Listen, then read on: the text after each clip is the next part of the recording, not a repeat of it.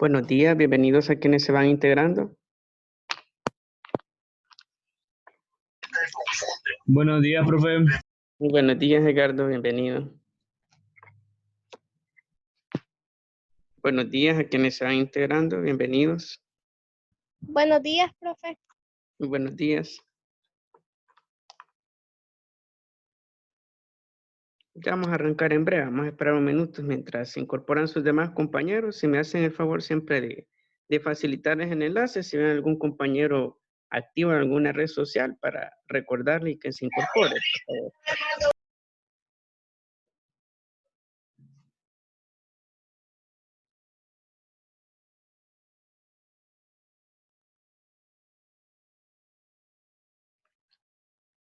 Para este día ya les voy a compartir algunas indicaciones generales. Vamos a estar abordando 2 contenidos siempre en el área de química.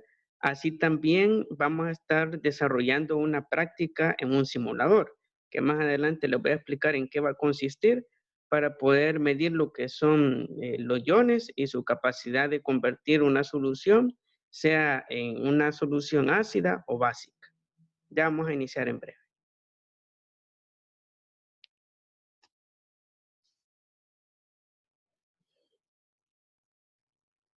Muy buenos días a quienes están integrando, bienvenidos.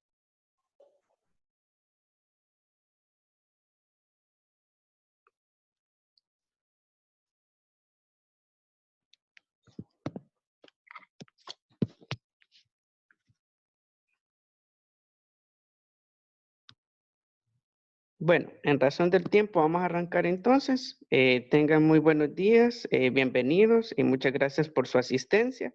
Para este día vamos a continuar con el proceso de aprendizaje, siempre en continuidad a lo que son los contenidos del área de química, como también abordando ciertos aspectos muy importantes en cuanto a esta parte de la química que estamos desarrollando, que tiene relación con el balanceo químico, también con leyes que regulan todos los procesos químicos, y en aras de profundizar en esos contenidos, vamos a estar desarrollando lo que es una práctica que ya les voy a explicar más adelante en un simulador para ya afianzar los conceptos que vamos a estar aprendiendo para este día. Así que buenos días y bienvenidos a quienes se van incorporando, y la agenda de trabajo para esta semana será la siguiente. Como primer punto tenemos bienvenida, segundo punto tenemos el abordaje del contenido ley de equilibrio químico iónico del agua. Estos dos contenidos los vamos a estar desarrollando en una sola clase, que será la clase de este día, y para lo cual, para poder afianzar y ver en la práctica cómo funcionan lo que son estas leyes, esta constante de equilibrio químico, vamos a realizar una práctica en un simulador, que más adelante les explicaré en qué consistirá y asimismo cómo vamos a estar desarrollando esa actividad, ya que en aras de la realización del examen va a tener una ponderación directa como puntos para esa nota. Luego tenemos en el punto 3 de la agenda de trabajo, ejemplificación. Veremos cómo calcular lo que es la constante de equilibrio químico, que es una constante muy importante en todo proceso químico, como también en el balanceo químico, como asimismo lo que es las concentraciones de hidrógeno o así también de hidróxido dentro de una solución acuosa.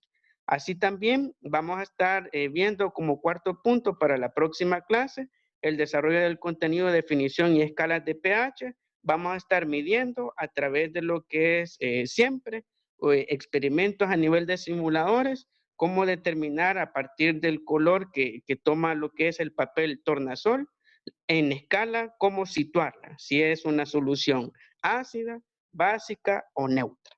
Así también como quinto punto, retroalimentación de la jornada. Así que estos 5 puntos serán la orientación para el desarrollo de las actividades para esta semana. Así que les pediré por favor de que anotemos la agenda de trabajo semanal y al hacerlo me confirman por favor en el chat para pasar ya directamente al desarrollo de los contenidos.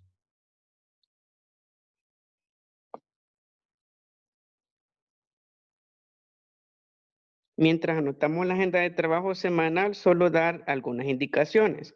Para esta semana está estipulado el desarrollo de la actividad individual, parte B, periodo 3. Así que esa actividad, como les anuncié ahora por la mañana, en lo que es en la notificación, ya está disponible en el aula virtual para que la descarguemos y la podamos realizar. Si tienen siempre dudas en cuanto al desarrollo de la guía, me pueden consultar si en dado caso surgen. Solo ese anuncio para que tomemos en cuenta ese aspecto.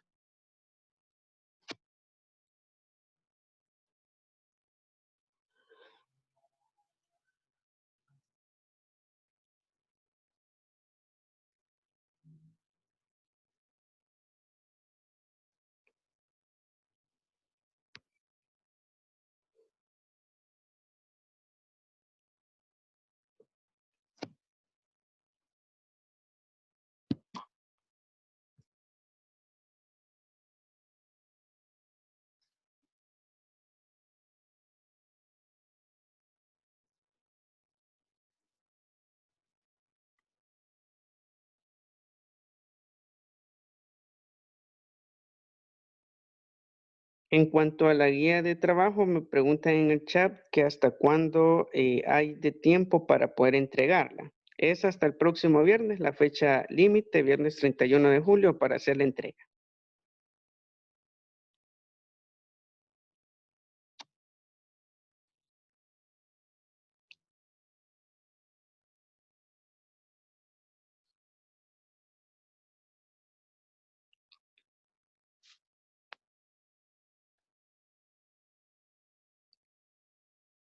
Excelente, gracias por confirmar. A quienes ya anotaron la agenda de trabajo.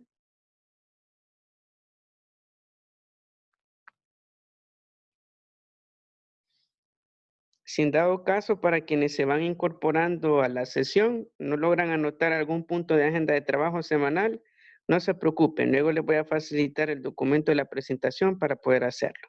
Si en dado caso no logramos anotar algún punto.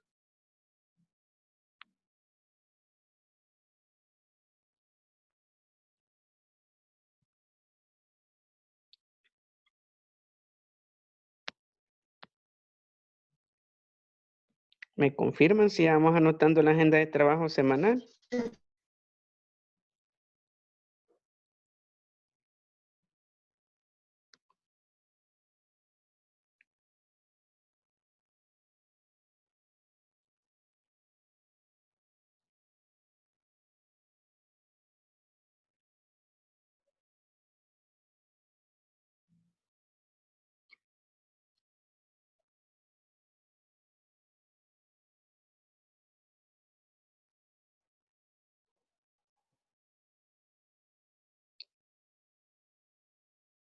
Muy bien, gracias por confirmar. A quienes me van confirmando que anotaron la agenda de trabajo, muchas gracias.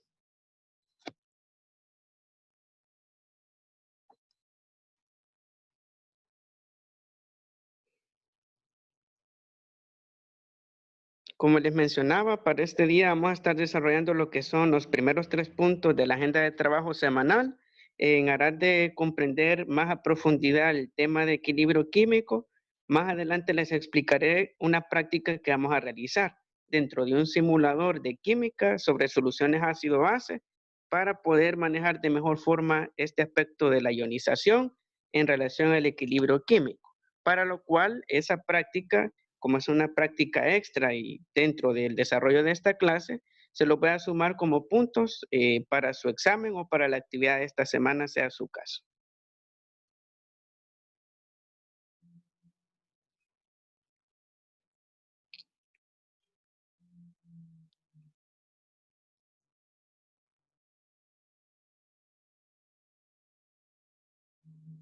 Muy bien, muchas gracias por confirmar. Bueno, en razón del tiempo, vamos a pasar al siguiente punto, el punto 2 de agenda de trabajo semanal. Si en dado caso les hace falta anotar algún punto, no se preocupen. Luego les voy a compartir el documento de la presentación dentro del grupo de WhatsApp para que podamos hacerlo.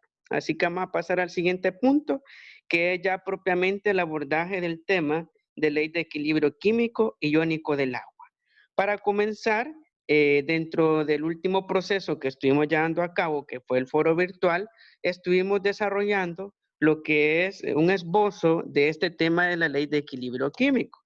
Hablábamos de que todo proceso químico se materializa o se representa a través de una ecuación química, la cual tiene dos partes. Una parte de reactivos, que son las dos sustancias que interaccionan inicialmente, y la parte de productos químicos, que es el resultante de la interacción de las dos sustancias reactivas. Y para que ocurra un proceso de ese índole o de ese tipo, debe de existir en todo momento un equilibrio químico. Pero para poder comprender que esta cuestión del equilibrio químico, debemos de comprender de que un proceso químico, como por ejemplo la formación de una molécula de agua, que su fórmula química es H2O, que es necesario para su formación H2 más O, para que ocurra ese proceso debe ser un sistema cerrado. ¿Por qué? Porque se necesita para formar agua únicamente 2 átomos de hidrógeno y un átomo de oxígeno, ya que de esa forma vamos a mantener lo que es una evolución del sistema químico de tal manera que tengamos lo que es nuestro producto químico, que será esa molécula de agua. Asimismo, cuando hablamos de lo que es esta cuestión del equilibrio químico, también hablaremos de que para que exista este equilibrio químico, ambas partes de la ecuación química, tanto la parte de productos como la parte de reactivos, deben mantener igualdad en cuanto a cantidad de elementos atómicos. En otras palabras, si tenemos 2 hidrógenos de un lado, vamos a tener innecesariamente también tener 2 hidrógenos del lado de productos. Y de esa forma conservamos la materia, ya que el equilibrio químico responde a esa ley de la conservación de la materia. También podemos decir de que la ley de equilibrio químico depende mucho de la espontaneidad del proceso. En otras palabras, ¿qué significa la espontaneidad del proceso? De que en el proceso no intervengan factores externos, exógenos, que a la larga afecten el proceso químico, como por ejemplo en la formación de una molécula de agua, que no intervengan otras soluciones, como puede ser, por ejemplo, nitrógeno u otro tipo de solución líquida que afecte a lo que es al proceso químico, a tal manera de que a la larga el proceso de equilibrio químico se va a ver afectado y por ende no se va a cumplir esta importante ley. También podemos decir de que una reacción química nunca es completa. ¿Qué significa de que nunca es completa? De que siempre habrá cambios a nivel de la formación de productos. Sin embargo, a pesar de que la reacción química no sea completa, debe de conservar lo que son sus elementos atómicos de la parte de reactivos como la parte de productos químicos. Y para verlo un poco más gráficamente, veamos esta imagen. ¿Qué sucede en esta imagen? Tenemos dos recipientes, dos matraces. Tenemos un matraz con una cierta solución, con cierta cantidad de moléculas adheridas en forma de pares, y tenemos en el otro matraz ya el proceso químico que nos da los productos. ¿Qué pasa en los productos químicos? Algunos están aparejados en lo que son en pares, otros están aparejados de una forma desigual con las otras moléculas blanco y morada sucesivamente, y eso da como resultado y también nos da como evidencia de que la reacción química que se ha llevado en su interior de estos matraces, de estos recipientes, no ha sido completa. ¿Por qué? Porque han surgido cambios. Y si vemos claramente a nivel de lo que es la fórmula química que está en el subíndice de los recipientes, tenemos H2 más I2, que es yoduro, tenemos lo que son 2 átomos y 2 átomos respectivamente de cada sustancia reactiva, nos da como producto 2HI. Y si hacemos lo que es la inspección visual, que si en efecto hay un equilibrio químico, multiplicamos 2 por el 1 hidrógeno, nos va a dar 2. Y se iguala con el 2 hidrógenos que tenemos del lado de reactivos. Así también multiplicamos 2 por la I, que es de yoduro, y también nos da lo que es el I2 que tenemos de la parte también de reactivos. ¿Qué significa eso? Si tenemos dos hidrógenos de uno y otro lado de la ecuación química, como también dos ioduros de uno y otro lado de la ecuación química, significa de que hemos conservado las sustancias a pesar del cambio que ha sufrido a nivel de productos, a tal manera de que hay una constante equilibrio químico que permite de que se conserve la materia. Y de esta forma es una manera de comprobar de que las ecuaciones químicas deben responder a esta constante de equilibrio químico. Así también podemos decir, aparte de estas menciones referente a esta cuestión del equilibrio químico, de que una reacción puede ir en dos sentidos. Puede ir de forma reversible o puede ir de una forma irreversible. Cuando hablamos de que la ecuación química va en un sentido irreversible, significa de que no hay una constante de equilibrio químico en un proceso en el cual el producto químico pueda sufrir una transformación a regresar a su parte de reactivos. Por ejemplo, la molécula de agua. La sometemos a calor y la podemos descomponer en H2 y O. Pero en este caso no pasaría lo que es esa situación debido a que es un proceso irreversible. Sin embargo, para que exista esta constante de equilibrio químico, debe de existir lo que es un proceso reversible. En otras palabras, veamos esta nomenclatura. Tenemos lo que es A más B, nos da como resultado C más D. Pero para que exista una constante o un equilibrio químico en este proceso, estos dos valores que tenemos unidos a través del más, que es C y D respectivamente, deben y pueden y tienen que convertirse de nuevo en lo que es A más B, ya que de esa forma el proceso es reversible, porque regresamos a lo que teníamos inicialmente, a los reactivos de forma individual. Así como, por ejemplo, para poner el caso del H2O, tenemos en A lo que es H2 más O para el caso de B y nos va a dar como resultado el H2O. ¿Qué sucede con ese H2O? Para que ocurra lo que es el equilibrio químico, debe de poder transformarse esa molécula de nuevo en sus reactivos individuales, tanto en H2 más O. Y de esa forma, tener lo que es igual cantidad de elementos de hidrógeno y oxígeno para que exista lo que es esta ley de acción de masas, que es el proceso de equilibrio químico, y poder encontrar ese valor de la constante Kc que permita determinar cuál es el valor efectivamente de esa constante de equilibrio. Así también podemos mencionar de la constante de equilibrio químico que se expresa en moles, ya que se habla de sustancias, de concentraciones, como también su fórmula es una fórmula no muy complicada, ya que Kc representa lo que es el equilibrio químico, que es la constante cinética o constante química, la cual va a ser igual a lo que es a la parte de reactivos elevados al cuadrado y multiplicados, divididos entre el valor de los productos elevados al cuadrado y multiplicado. Y de esa forma, más adelante veremos en la ejemplificación, podemos encontrar cuál es el valor precisamente de esa tasa, de esa constante de transformación que puede sufrir una sustancia química al cambiar de su fase de reactivos o de ser reactivos a su fase de productos y sucesivamente. Así también podemos mencionar de que existe otro proceso paralelo al equilibrio químico, que se complementan de una u otra forma, que es la ionización del agua. La ionización del agua es un ejemplo de equilibrio químico. Y cuando hablamos de la ionización del agua, vamos a hablar de que el agua adquiere ciertas propiedades, ciertas concentraciones a partir de los iones, sea iones de hidrógeno o sea iones de hidróxilo o, en otras palabras, hidróxido. ¿Qué significa que el agua se ioniza o ocurra este proceso debido a qué?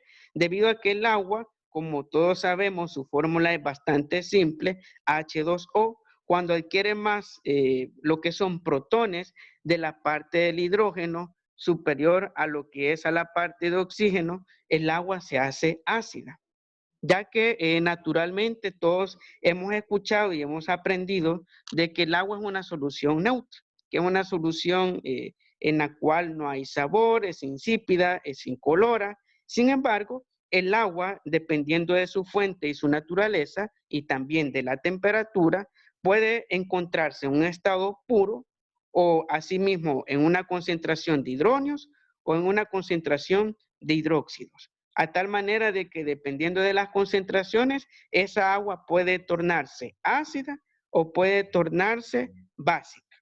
Pero para que ocurra lo que es la ionización del agua pura, que es el agua neta, que no tiene ninguna concentración de uno y otro componente que la hace ácida o básica, sino que es totalmente neutra, para que ocurra ese proceso, las moléculas del agua deben de sufrir fuerzas. Y esas fuerzas, bien, se las puede proporcionar iones que provienen de lo que son los cationes, que son elementos positivos de lo que son los hidrógenos, o también de la parte de oxígenos. Dependiendo de ello, vamos a tener una solución ácida o una solución ácida.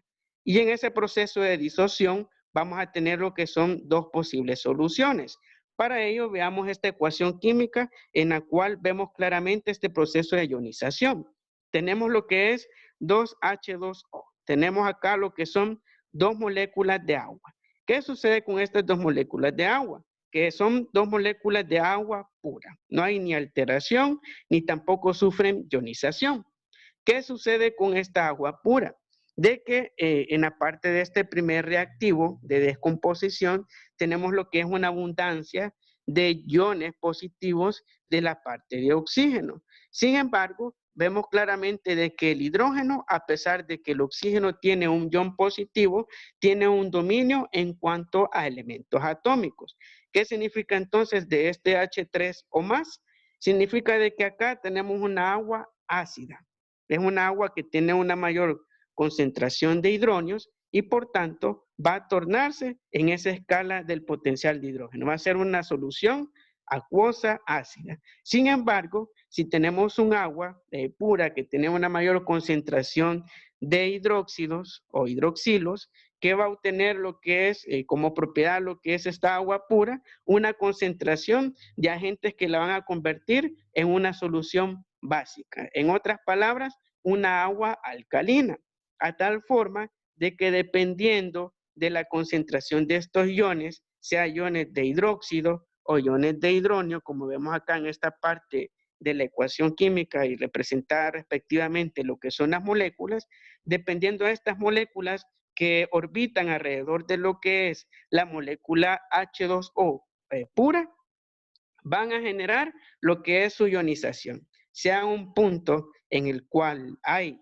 lo que es una concentración de solución ácida, una concentración de solución básica. Sin embargo, el agua puede alcanzar un estado neutro dependiendo de la temperatura. Si se encuentra a 25 Celsius, se encuentra en un estado neutro, no hay ni una ni otra concentración en cuanto a dominios, y como también va a generar de que la cantidad de moléculas puedan permitir de que el proceso de de desnaturalización del agua a través de la abundancia de hidróxido e hidróneo puedan generar de que nuestra solución H2O pueda regresar a su estado puro.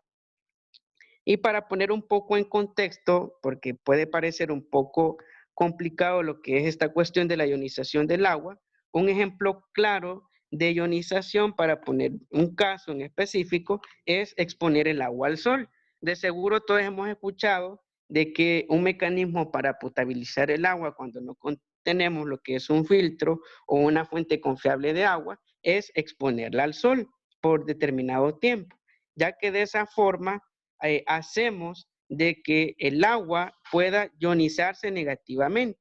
¿Y qué significa de que se ionice negativamente?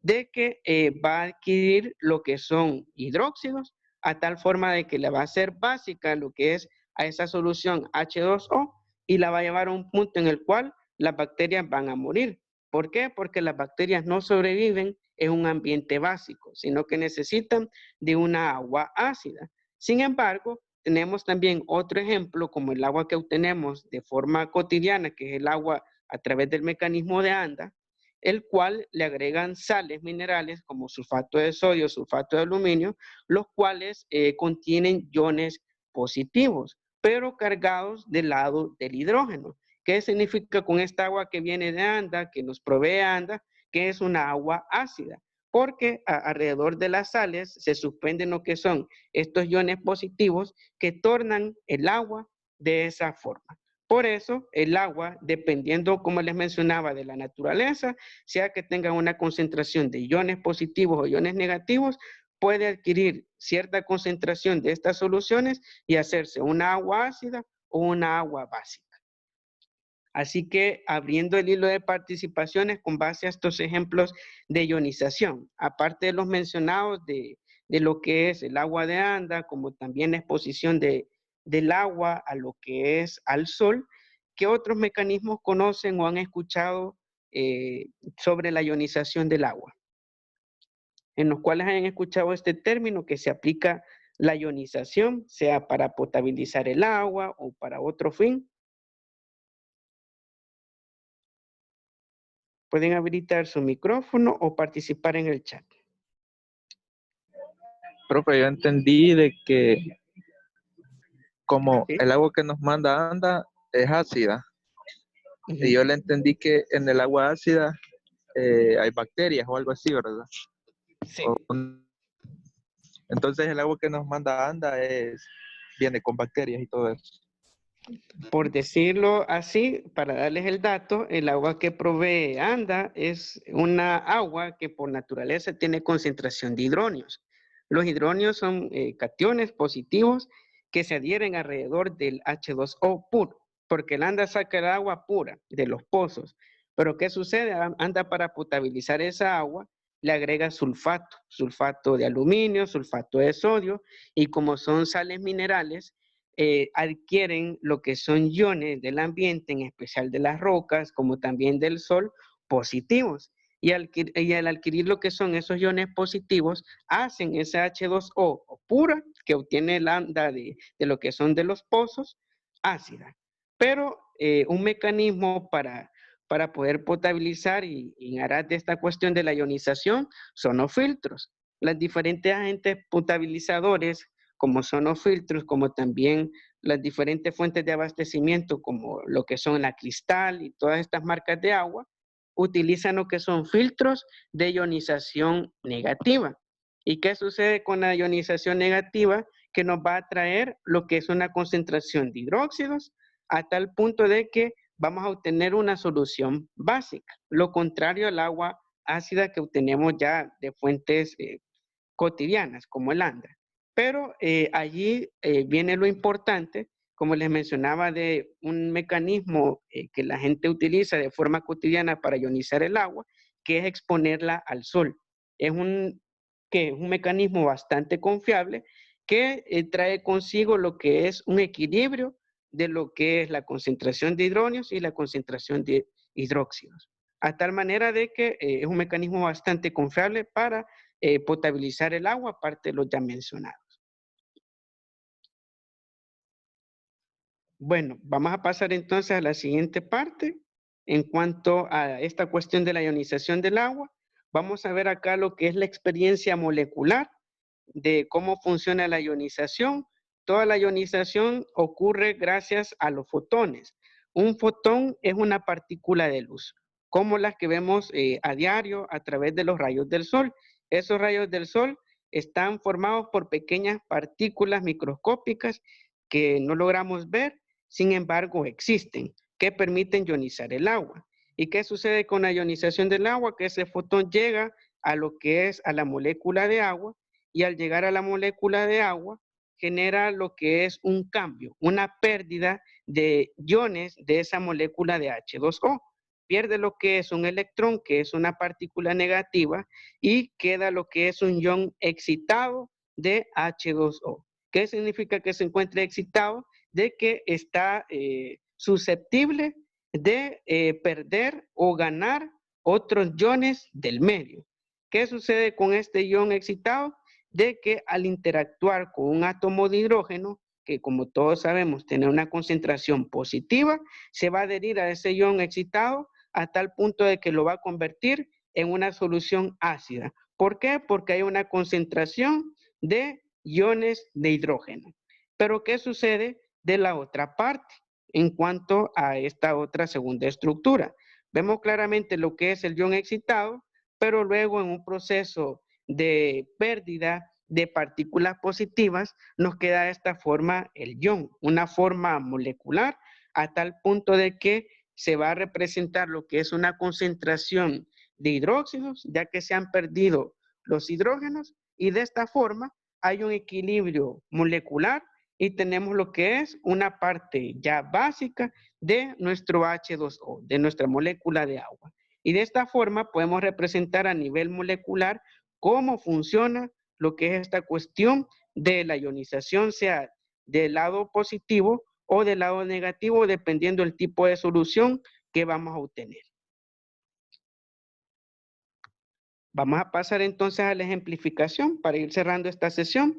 Primeramente vamos a abordar este ejemplo de equilibrio químico.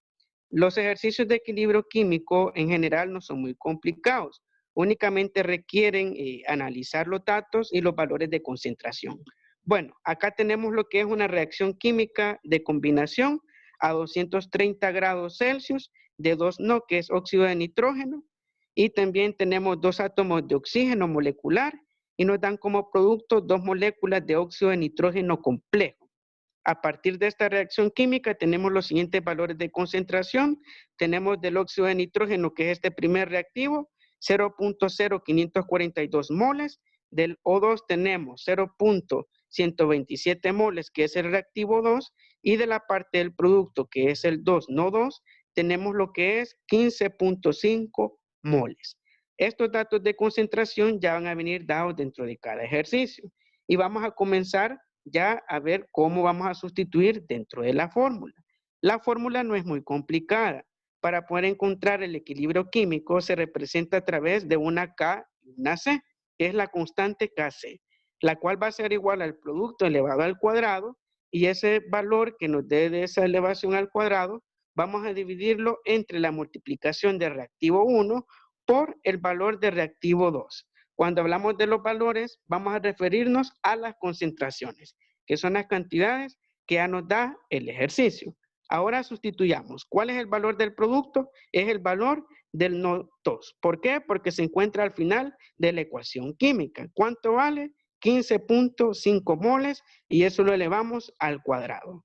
¿Por cuánto vamos a dividir eso? Lo vamos a dividir por la multiplicación de R1, que tiene un valor de 0.0542 moles, que es el valor de NO, que es esta parte de la ecuación química, y lo vamos a multiplicar por el valor de reactivo 2, que tiene un valor de 0.127 moles, lo vamos a elevar al cuadrado, que es este valor del O2, que se encuentra en lo que es el reactivo 2 dentro de nuestra ecuación química. Cuando ya tenemos estos valores, elevamos los cuadrados y luego vamos a dividir lo que nos dio el cuadrado del producto entre lo que nos dio del producto de la multiplicación de R1 por R2 al cuadrado. Y al final nos dará de que la constante de equilibrio químico de este problema es de 6.43 por 10 elevado a la 5. ¿Qué significa este valor? Que es la tasa en la cual si pasamos de lo que es del 2, que es el óxido de nitrógeno complejo, a la parte de reactivos a descomponerlo, vamos a obtener esta constante siempre. Este valor va a aparecer siempre en la reacción química, ya que nos va a indicar de que hay un equilibrio químico, sin importar, descompongamos lo que es la molécula que formamos a partir de los reactivos o asimismo también la formación de la molécula a partir de nuestros dos reactivos. Y esta cantidad no le vamos a colocar ninguna letra, ya que únicamente es un número como la gravedad, que es una constante gravitacional. Acá también esta constante va a aplicar para cada uno de los procesos de reacción química. Así que de esta forma calculamos la constante Kc para un proceso de reacción química.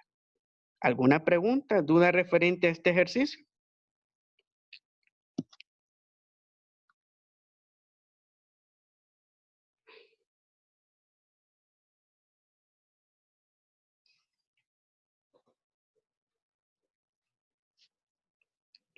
Muy bien. ¿Alguna pregunta, duda referente a este problema?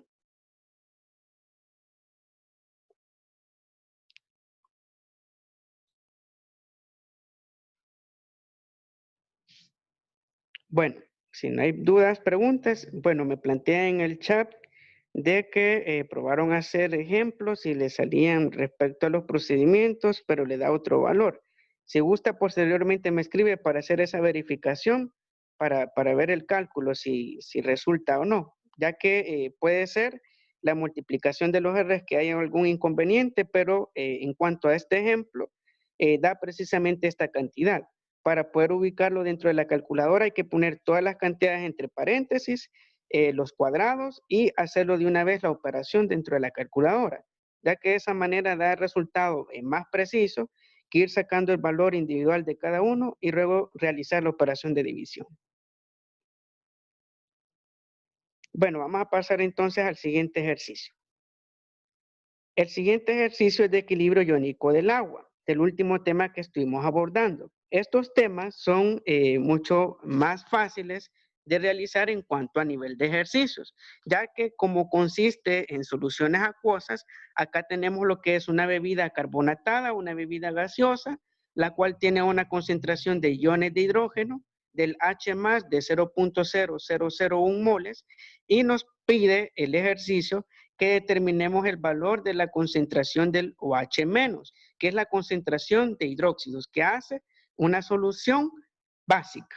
Tenemos lo que es el valor de los kilowatts, que son los valores de los calorías de lo que es la bebida carbonatada, que es un valor que ya nos va a dar el ejercicio, que es de 1 por 10 elevado a la menos 14, y tenemos también el valor de la concentración de hidrógeno. ¿Cómo vamos a encontrar lo que es la concentración de hidróxido? Para hacerlo, únicamente vamos a realizar una división. ¿Entre qué vamos a dividir?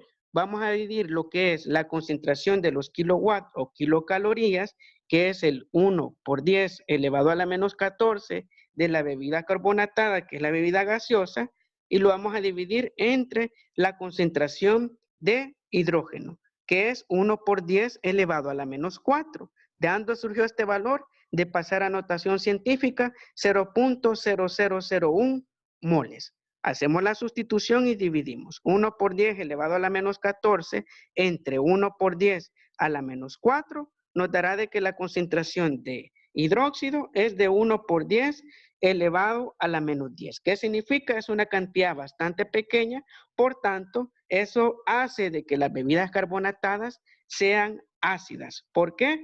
Porque contienen una mayor concentración de hidrógeno por encima de hidróxidos. Y hasta acá llega lo que es la resolución del equilibrio iónico del agua. ¿Alguna pregunta, duda referente a este segundo ejemplo de equilibrio iónico del agua en cuanto al valor de los kilowatts o kilocalorías y luego encontrar el valor del hidróxido?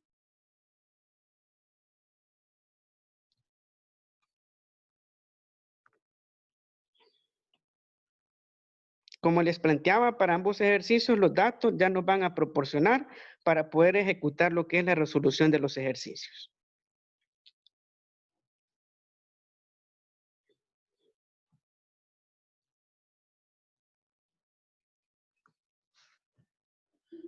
Muy bien, si está todo claro, vamos a ir dando entonces por cerrada la sesión con esta segunda ejemplificación respecto a los contenidos que hemos estado desarrollando. Ya les voy a facilitar lo que es la presentación, como también una práctica que vamos a realizar en un simulador. Ya les voy a plantear las indicaciones. Si me realiza la práctica, le voy a dar puntos para su nota de examen o para la actividad de esta semana, a tal forma de que dinamicemos también el proceso y veamos en la práctica cómo funcionan estos dos aspectos bien importantes dentro del área de la química. Así que si está todo claro, me confirman por favor para dar por cerrada ya la sesión.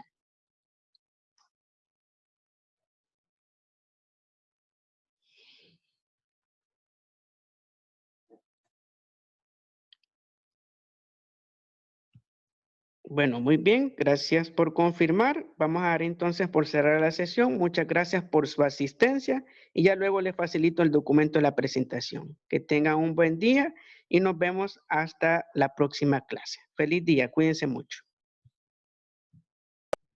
Gracias igualmente, profe. Adiós.